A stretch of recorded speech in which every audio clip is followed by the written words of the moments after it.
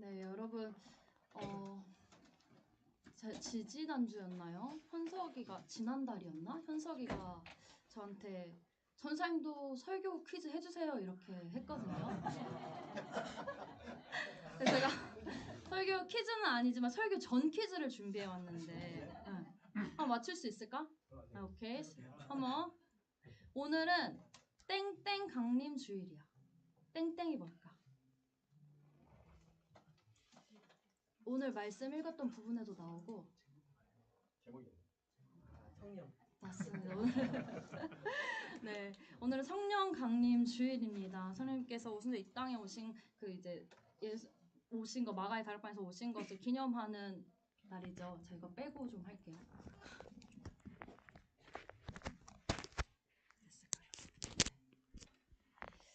네, 여러분, 우리가 살아가면서 좀 이상한 순간들을 경험하곤 합니다. 뭔가 바라던 것들을 이루었는데도 마음 한켠이 허전할 때가 있죠. 또 좋은 사람들과 웃고 맛있는 것을 먹고 행복한 시간을 보내고 집에 돌아가는 길에 뭔가 설명하기 어려운 공허함을 경험할 때도 있습니다.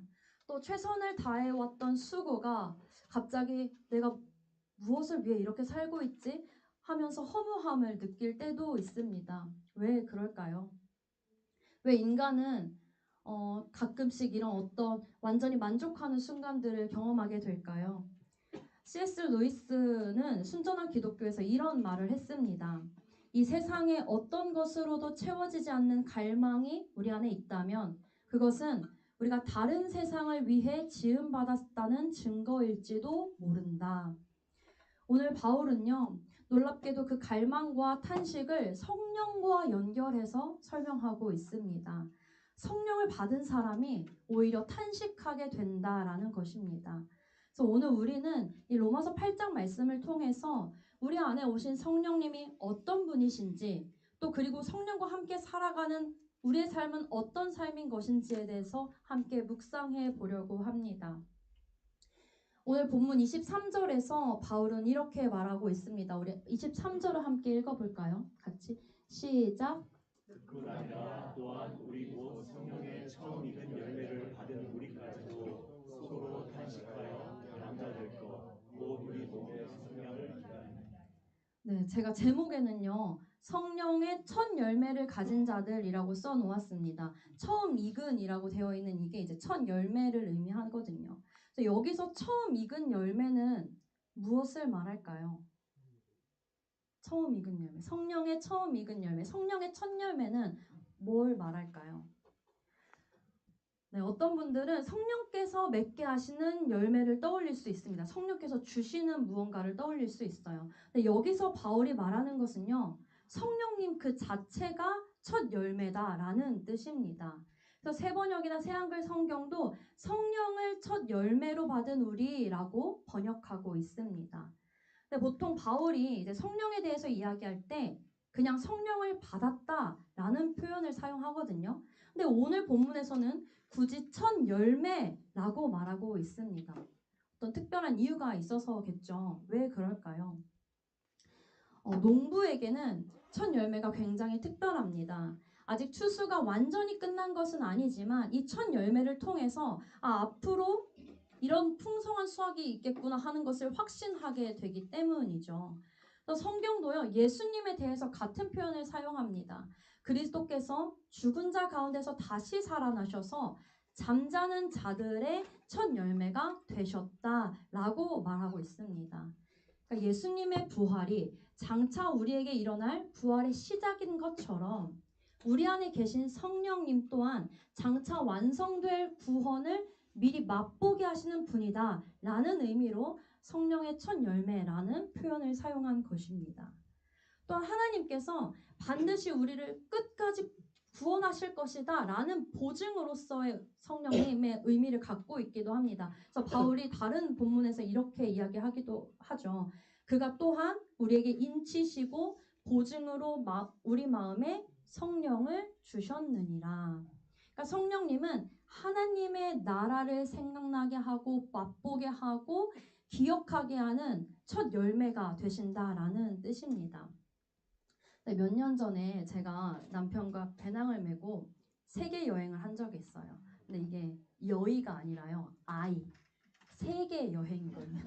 국가 세 개를 이제 가서 이 여행인데요. 처음에 갔던 데가 이제 태국이었어요. 태국 동남아잖아요. 그래서 가면 이제 열대과일을 꼭 먹어줘야 되니까 이제 많이 먹었죠. 근데 제가 시장을 지나갈 때마다 길거리를 지나갈 때마다 두리안이 보이는 거예요. 두리안. 현수가 두리안 먹어봤어? 형주 먹어봤어? 형주 좋아한다고? 그렇구나. 그래서 저도 이거 익히 알고 있었어요. 이렇게 냄새는 고약해도 이거 맛있다라는 것을 아주 천국의 맛이다라는 걸 알고는 있었는데 이게 도저히 쉽사리 이제 도전하기가 어려운 거예요. 근데 그러다가 마트에 갔는데 시식용으로 이제 두리안을 이제 종이컵에 하나씩 이렇게 꽂아서 이렇게 놓고 해놓는 거예요. 그래서 제가 이때 아 이거 기회다 싶었어요. 내 인생에 두리안을 허락할지 말지 예, 아주 결정의 순간이다라고 이제 생각을 한 거죠. 용기를 내어서 한 조각 이제 컵에 나온 걸 받아서 먹었는데 못 먹겠더라고요. 제가 이제 그게 이제 맛은 있는데 이 냄새가 계속 올라오니까 이게 못 참겠더라고요. 그러니까 제가 먹은 거는 한 조각이지만 제 두리안의 맛을 알아버린 것입니다. 그래서 성령님도 이와 마찬가지로 여기서 쓰이고 있는 거예요.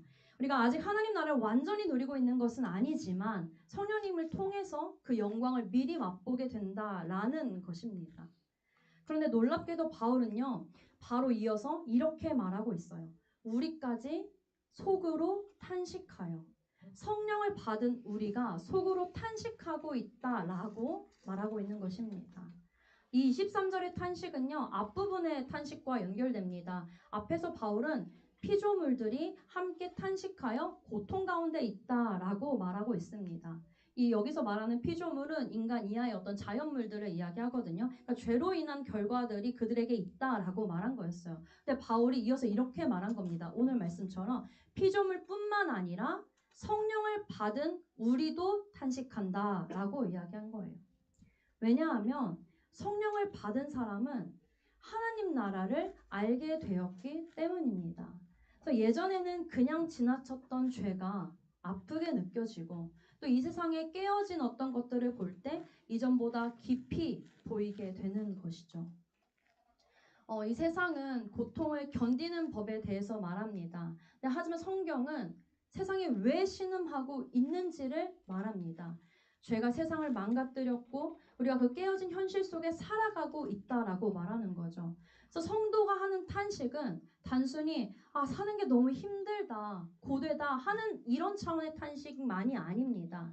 오히려 하나님 나라를 알게 되었기 때문에 생겨나는 거룩한 탄식인 거예요. 그러니까 오늘 바울은요, 이걸 이렇게 말하고 있는 거예요. 너희가 탄식하는 거는 성령을 받았기 때문이다. 우리가 보통 성령을 받으면 뭔가 회복되고 기쁨이 일어나고 하는 어떤 부분들을 생각하기가 쉬운데 오늘 바울은 그와 반대로 성령을 받았기 때문에 탄식한다라고 이야기한다는 거죠. 악동 뮤지션이라고 혹시 아시나요? 그 이제 최근에 발매한 노래 중에 기쁨, 슬픔, 아름다운 마음이라는 제목의 노래가 있어요. 이 가사가 굉장히 시적입니다. 기쁨 뒤에 슬픔이 오는 건 아름다운 마음이야 라고 이제 가사를 썼는데 인터뷰에서 이런 말을 하더라고요. 보통 이제 슬픔 뒤에 기쁨이 오는 거는 평범하게 받아들일 수 있겠다. 그런데 기쁨 뒤에 슬픔이 오는 거는 예전에는 몰랐는데 이제 보니 이전에 기쁨이 있었기 때문에 슬픔이 있었다라는 것을 알겠다. 이제는 이 둘이 하나라는 것을 알겠다라고 이제 인터뷰를 했더라고요. 성도 여러분, 우리가 예수님을 믿고 나서 더 아프고 괴로운 이유가 여기에 있습니다. 하나님 나라의 기쁨을 맛보았기 때문에 이 땅의 슬픔이 비로소 이전보다 더 선명하게 보이기 시작하는 거죠. 진짜를 맛보았기 때문에 가짜에 만족할 수가 없게 되는 것이 바로 성령을 받은 사람들의 탄식이라는 것입니다. 그런데요. 한편으로는 이런 생각을 해봅니다. 우리가 정말 바울이 여기서 말하는 그 성령을 받았기 때문에 하는 탄식을 하면서 살아가고 있을까? 그렇지 않은 것 같다는 생각을 문득 하면서 왜 그럴까? 왜 우리는 이렇게 이 부분에 이제 이런 탄식을 그렇게 쉽게 하지 못할까라는 생각을 하게 했는데요. 바울이 편지를 썼던 당시와 우리가 살고 있는 이 시대가 갭이 너무 크죠. 초대교회 사람들은 예수님이 곧 다시 오실 것이다 라고 믿었던 사람들이었어요. 그런데 성경 안에서조차도 왜 안 오시지? 하는 의문을 품는 사람이 생겼고 조롱하는 사람들이 생겼어요. 그래서 베드로후서에서 주께는 하루가 천년 같고 천년이 하루 같습니다 라고 설명해야 되는 부분까지 성경에 있었죠. 근데 그 이후에 우리는 또 한참을 지나서 살고 있는 사람들이잖아요. 그러니까 예수님이 다시 오신다, 이 땅이 다가 아니다라는 것을 우리가 말씀으로 듣고 믿고 하지만 이게 우리한테 현실로 그렇게 와닿지 않는 것은 어쩌면 그 간극이 더 길어졌기 때문이 아닐까라는 이제 생각도 해보게 된 거죠. 하나님 나라를 기다리는 소망이 흐려질수록 신앙은요, 점점 이 땅을 더 편안하게 살아가는 방법 정도로 축소되기가 쉬운 게 현실인 것 같습니다. 그래서 만약에 우리 안에 이 바울이 말했던 탄식이 약하다면 어쩌면 천국 소망을 너무 죽음의 문턱에 가까이에서만 생각했기 때문은 아닐까 이런 생각을 해보았습니다. 근데 이런 이제 것에 좀 이제 통찰력 있게 대답을 한 이제 어떤 작가가 있어요. 이렇게 말을 하더라고요. 천국을 바란다는 것은 우리 대부분에게 몹시 어려운 일입니다. 이렇게 천국을 바라기가 어려운 이유 중 하나는 우리가 그 훈련을 받지 못했기 때문입니다.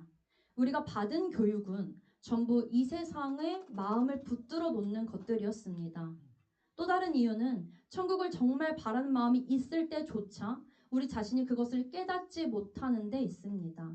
대부분의 경우 진정으로 자기 마음을 들여다볼 줄만 안다면 자신이 이 세상에서 얻을 수 없는 무언가를 바란다는 사실, 그것도 간절히 바란다는 사실을 알 수 있습니다. 이 말이 너무 공감이 되더라고요. 우리가 흔히 듣는 것, 우리가 아무리 말씀을 묵상하고 또 예배를 드리고 해도 우리가 배워왔던 것, 우리가 더 많이 접하는 것들은 이 세상의 것을 붙잡기 위한 메시지들이 더 많잖아요. 그러니까 당연히 우리 안에 천국을 소망한다라는 건요, 의식적으로 하지 않으면은 쉽지 않게 휩쓸려 갈 수 있는 부분이라는 거죠. 그렇다면 이 시대를 살아가는 우리는 오늘 이 말씀을 어떻게 받아들여야 할까요? 먼저는 내 탄식이 어디에서 오는지를 정직하게 살피는 것부터 시작해야 합니다. 내가 내 뜻대로 되지 않는 삶 때문에 답답한 건지, 남들과 비교하다 해서 뒤처진 것 같아서 괴로운 것인지, 잃어버린 관계와 지나가버린 시간들 때문에 허무한 것인지, 아니면 정말 이 세상이 하나님의 원하시는 모습이 아니라는 것을 너무 잘 알기 때문에 하나님 나라를 기다리면서 하는 탄식인 것인지, 우리 안에 있는 탄식이 어디에서 올라오는 것인지 우리 자신을 정직하게 들여다봐야 한다는 거죠. 그런데요, 여러분, 이게 우리 힘으로 가능할까요? 참 어렵습니다. 아까 그 작가가 말했던 것처럼요, 우리는 우리가 그 영원을 갈망하고 있다는 것조차 깨닫지 못할 때가 있습니다. 그리고 한편으로는 내게 눈앞에 보이는 요거가 나한테 채워지면 괜찮을 거야 라고 생각할 때가 너무 많다라는 거죠. 내 마음인데도 내 속을 내가 잘 모를 때가 너무 많습니다. 왜 이렇게 괴로운 건지, 왜 이렇게 답답한 건지, 지금 내 안에 탄식이 어디에서 올라오는 것인지 우리 스스로 설명하지 못할 때가 너무도 많습니다. 그래서 우리는요, 마땅히 기도할 바를 알지 못하는 막막한 상황에 처하게 됩니다. 성경은 바로 이런 우리를 향해서 연약하다라고 말합니다. 내 아픔의 이유조차 제대로 설명할 길이 없는 우리, 그게 우리의 실상, 연약한 실상이라는 것입니다. 또 우리는 때로 각자의 삶뿐만 아니라 이제 그 깨어진 세상의 아픔을 보면서 하나님께 간절히 부르짖기도 하죠. 특히 질병으로 고통받는 이웃을 볼 때, 또 전쟁과 재난의 소식들을 보면서 주님 도와주십시오. 주님 도와주십시오 라고 기도하잖아요. 그 마음이 전 정말 귀하고 아름답다라고 생각합니다. 그런데 너무 간절하기 때문에 더 막막할 때를 경험해 본 적 없으신가요? 이 너무 큰 아픔 앞에서 무엇을 어떻게 기도해야 되는 게 맞는 건지 자체를 모르는 거죠. 기도의 방향을 완전히 잃어버리는 순간이 있습니다. 내가 간절하게 호소하고 있는 이 기도가 하나님께 닿고 있는지, 과연 하나님 뜻에는 부합한 것인지조차도 알지 못할 때가 있습니다. 하나님의 최선이 무엇인지 몰라서 기도하면서 막막함을 경험할 때가 있다라는 거죠. 아마 이 땅을 살아가는 한 우리의 뜻이 하나님의 뜻과 온전히 일치한다? 우리가 하나님의 뜻을 100% 알 수 있다? 이것은 불가능할 것입니다. 그러니까 성경은 우리가 기도를 안 해서가 아니라 그토록 간절함에도 불구하고 무엇을 구해야 할지 몰라 멈춰버린 그 상태를 가리켜 연약하다라고 표현한다는 것입니다. 그런데요, 그런 연약한 우리를 도우시는 분이 계신데 그게 바로 성령님이십니다. 바울은 성령께서 우리의 연약함을 도우신다라고 말하는데요. 이 도우신다라는 단어엔요, 단순히 옆에서 응원하신다라는 의미가 아니라 우리의 짐을 함께 짊어진다라는 뜻을 담고 있거든요. 그러니까 이 땅을 살아가기에 피할 수 없는 우리의 연약함과 탄식들, 그 무거운 짐들을 성령께서 친히 함께 지고 가신다라는 의미입니다. 말할 수 없는 탄식으로 우리를 위해 간구하시면서요. 근데 여기서 말할 수 없는 탄식이란 게요, 성령님께서 우리가 탄식하는 것처럼 성령께서도 마음이 너무 괴로워서 심란해서 말할 수 없을 정도로 이런 의미가 아니라요, 말없이 라는 뜻입니다. 그러니까 성령님께서 말없이 탄식하며 우리를 위해 간구하신다라는 의미죠. 이게 우리에게 어떤 의미가 있을까요?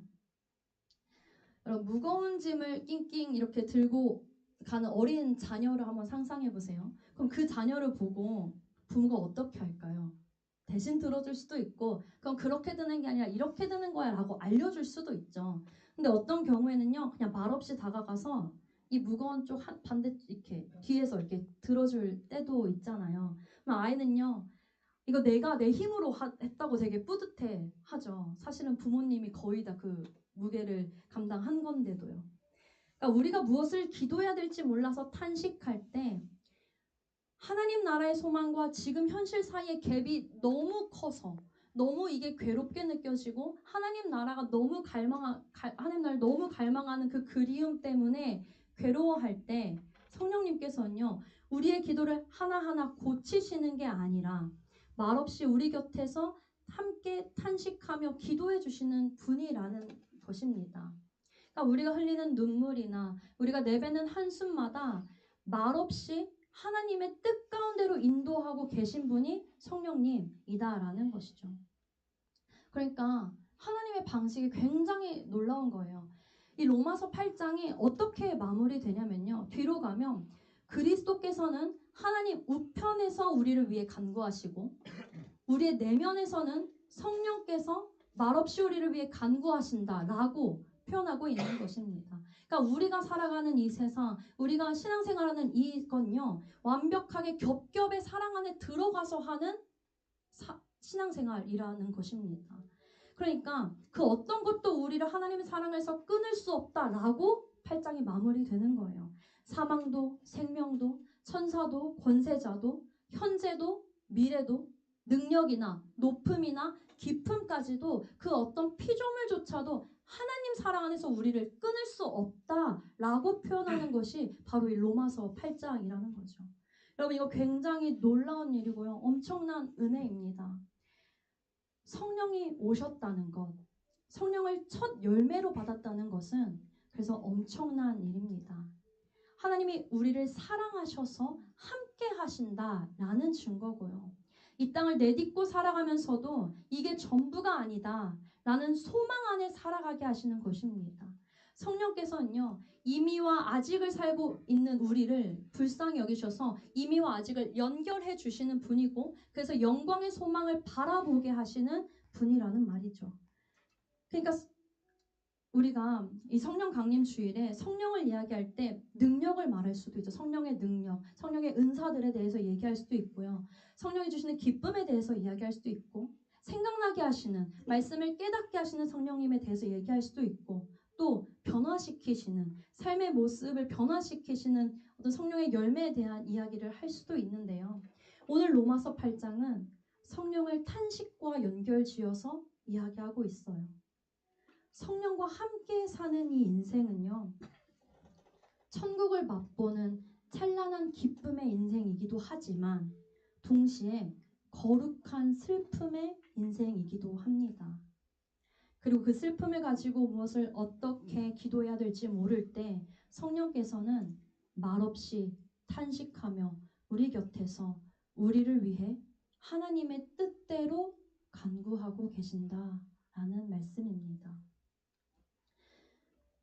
여러분, 이게 굉장히 큰 위로가 되는 것 같아요. 내가 신앙생활을 하면서 잘 가고 있는지, 내가 과연 하나님 뜻에 맞게 살고 있는지 아무것도 이제 모를 때에조차도 하나님이 그 사랑으로 성령께서 우리를 위해 간구하심으로 붙들고 계신다라는 거죠. 그 은혜 안에서 하나님 나라를 소망하면서 하루하루를 살아가는 저와 여러분이 되시기를 주님의 이름으로 축복합니다.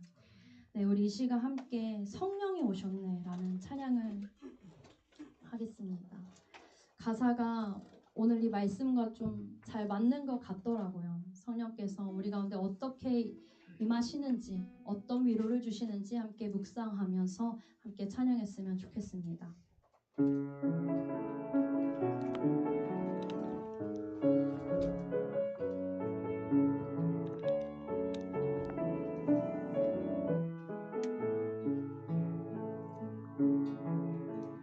허무한 시절 지날 때 깊은 한숨 내쉴 때 그런 풍경 보시며 탄식하는 분이네.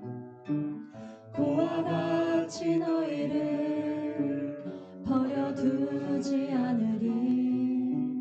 내가 너희와 영원히 함께하리라.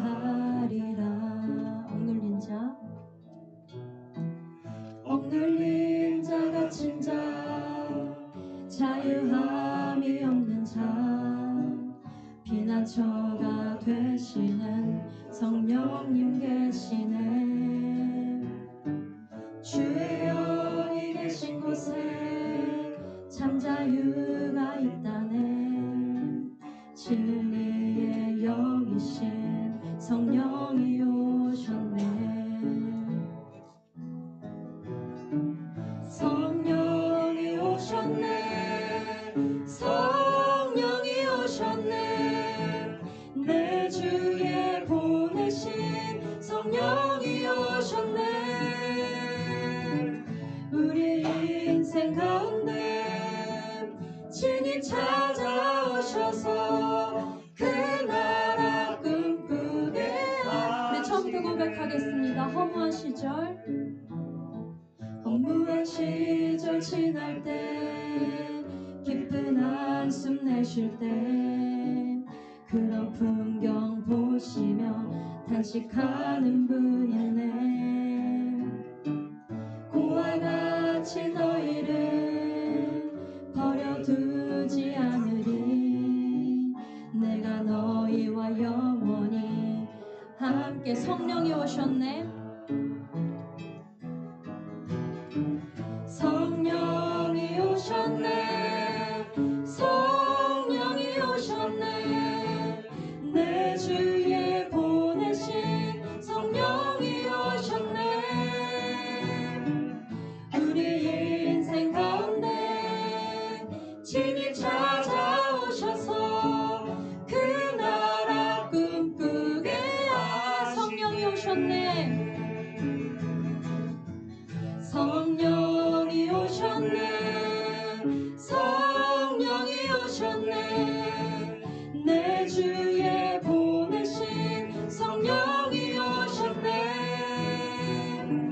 우리 인생 가운데 친히 찾아오셔서 그 나라 꿈꾸게. 우리 마지막으로 고백하겠습니다. 기도하겠습니다. 성령이 오셨네.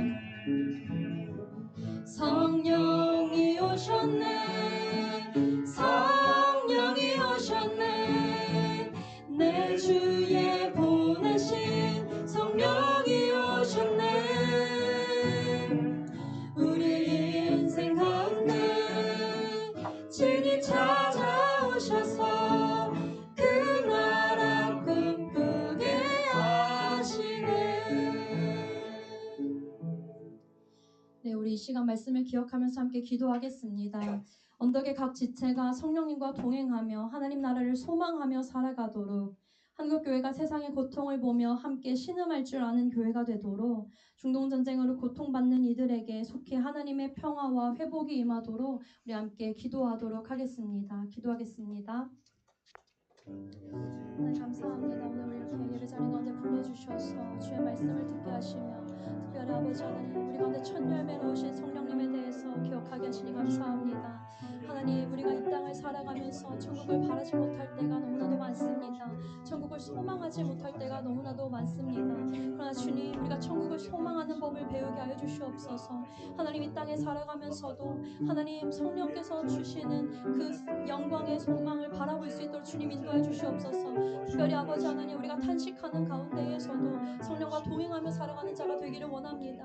우리의 연약함을 위해 도우시는, 우리의 연약함을 도우시며 말없이 간구하시는 그 성령님을 경험하기를 원합니다. 그래서 아버지 하나님 우리가 매 순간순간마다 하나님 삶의 어려움이 있을 때마다 하나님 세상 사람들과 똑같이 생각하는 것이 아니라 하나님께서 예비하신 그 영광의 하나님 나라를 소망하면서 하나님 나라를 소망하며 살아갈 수 있도록 성령 하나님 우리 가운데 하나님의 은혜를 더하여 주시옵소서. 특별히 아버지 하나님 우리 다음 세대들 가운데에, 우리 언덕교회에 있는 다음 세대들 가운데에 주님 그 은혜를 더하여 주시옵소서. 하나님 절망의 상황과 낙심의 상황들을 마주할 때마다 하나님 이것이 다가 아니라는 그 성령의 음성을 듣게 하여 주시옵소서. 그래서 아버지 하나님 소망을 품고 살아가는, 하나님 믿음과 소망을 품고 살아가는 우리 청년들, 청소년들 될 수 있도록 주님 인도하여 주시옵소서. 특별히 한국교회를 위해서 기도합니다. 하나님 우리가 이 땅의 것에만 주목하면서 하나님 우리의 배를 채우는 한국교회가 되지 않게 하시고 하나님 세상의 고통을 바라보면서 함께 신음할 줄 아는 자들 되게 하여 주시옵소서. 하나님 나라를 소망하면서 하나님 이 세상의 아픔을 위해 기도할 줄 아는 한국교회가 되게 하여 주시옵소서. 이 땅만 집중하는 것이 아니라 하나님 나라를 소망하며 살아가는 한국교회가 될 수 있도록 하나님 우리를 용서하여 주시고 하나님 우리를 회복시켜 주시옵소서. 특별히 아버지 하나님 중동전쟁으로 인해 고통받는 자들이 있습니다.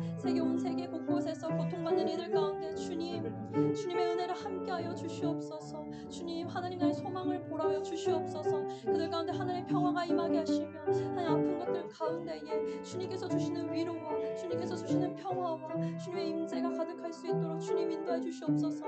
하나님 우리가 이 여러 가지 상황들을 두고 어떻게 기도해야 될지 몰라서 하나님 막막할 때가 너무나도 많습니다. 우리가 기도할 때 기도하면서도 하나님 우리가 맞게 기도하고 있는 것인지 모를 때가 너무나도 많습니다. 그러나 주님 하나님 우리를 긍휼히 여겨주시며 우리가 주님의 뜻 가운데로 나아갈 수 있도록 주님 인도하여 주시옵소서. 주님께서 기뻐하시는 것들을 바라볼 수 있도록 하나님 우리의 눈을 열어 인도하여 주시옵소서.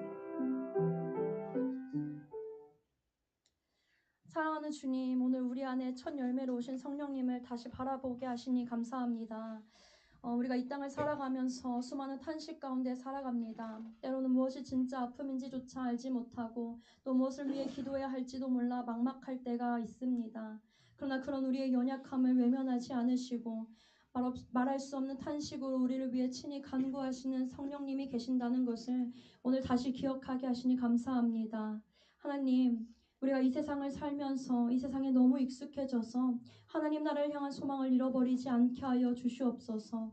이 땅의 편안함만을 바라보며 살아가는 것이 아니라 이미 시작된 하나님 나라를 바라보며 거룩한 소망과 탄식을 품고 살아가게 하여 주시옵소서. 주님, 우리가 길을 잃은 것 같은 순간에도 성령께서 우리 곁에서 함께 짐지시고 인도하고 계심을 신뢰하게 하여 주시옵소서. 성령님과 함께 살아가며 기뻐하고 함께 탄식하며 끝까지 하나님 나라를 소망하는 삶을 살아가게 하여 주시옵소서. 감사드리며 예수 그리스도의 이름으로 기도드립니다. 아멘.